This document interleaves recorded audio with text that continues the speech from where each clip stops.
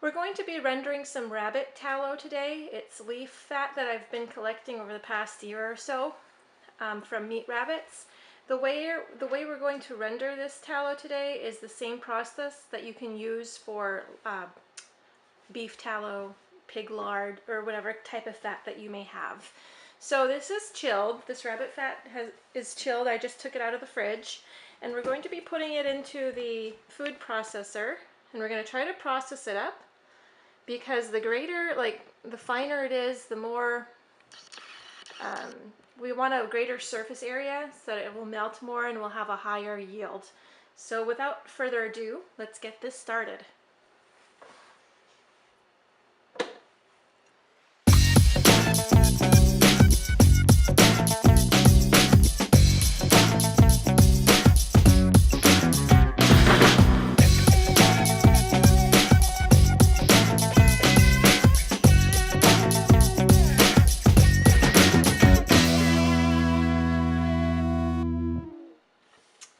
Alright, so I've processed all this rabbit fat, and it's kind of like a really awful texture, kind of like over-processed chicken salad sandwiches, but just pure fat.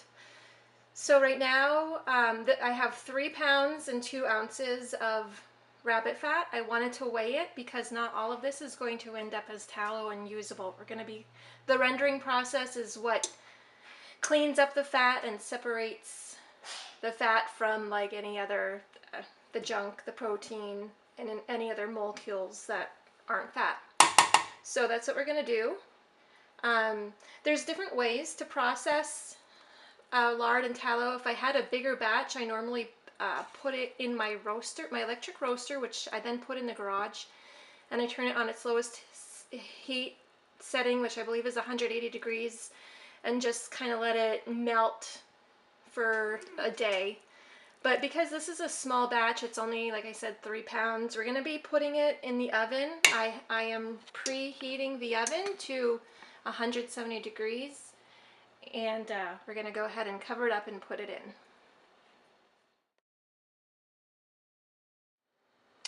I also want to clarify that we're dry rendering today as opposed to wet rendering, which you add water to it. But I prefer dry rendering. It's much easier. So we're just putting the processed fat, and we're going to be melting it. And you didn't have to process it. You could always like chop it up fine and small. That would also work. But we have the oven is at 170. And we're going to be covering it up and putting it in the oven. It's been about 45 minutes that it's been in the oven, and you can see it is starting to melt. You can see how soft it is.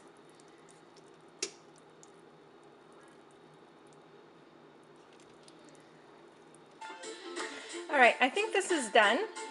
You can see it's melted. And it's been about 2.5 hours, and the only reason why I'm going to stop doing it is because I need my oven to cook supper. So we're going to go ahead and strain it, and I'll show you how I do that for the small batches. Okay, we're going to strain it. This is how I strain my small batter fats and stocks and everything I make. I have my scale here because I want to be measuring how much tallow that I end up with. So I'm going to zero it in with all this equipment on it, but I just have a regular glass bowl. I have a strainer thingy here. And on top of that strainer, I'm going to put a flour sack cloth. You could also use cheesecloth, which is a little coarser, but I prefer a very fine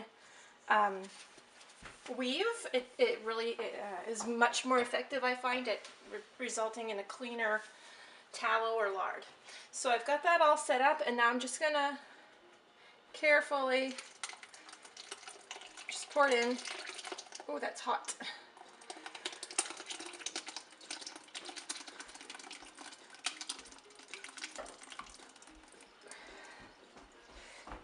And you know what, I forgot to turn the scale on, but I'll measure it later. Now I'm just gonna let it strain through. And you can even speed up the process if you're kind of in a rush or being kind of crazy. gather up all the edges, pick it up, and you can even squeeze it. That's why I put on my glove, so I could give it a little squeeze.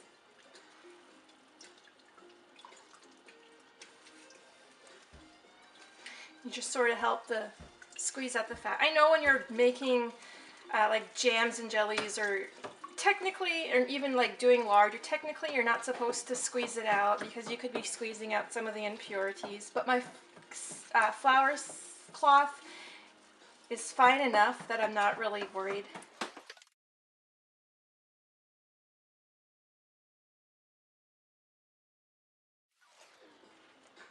Okay. Now I want to show you what the leftovers look like.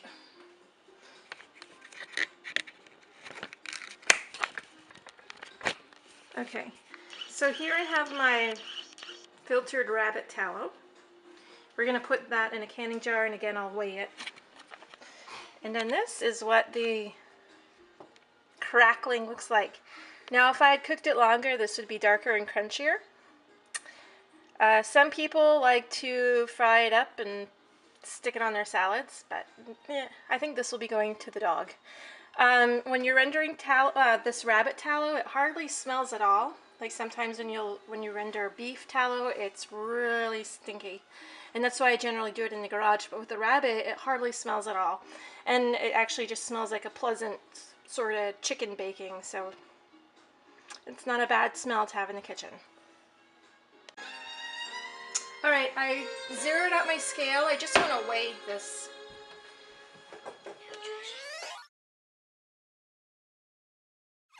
Okay, so I've just measured this out, and I have just over 2 pounds and 2 ounces, 2 pounds and 3 ounces, which is about a 67% yield, which is not that great.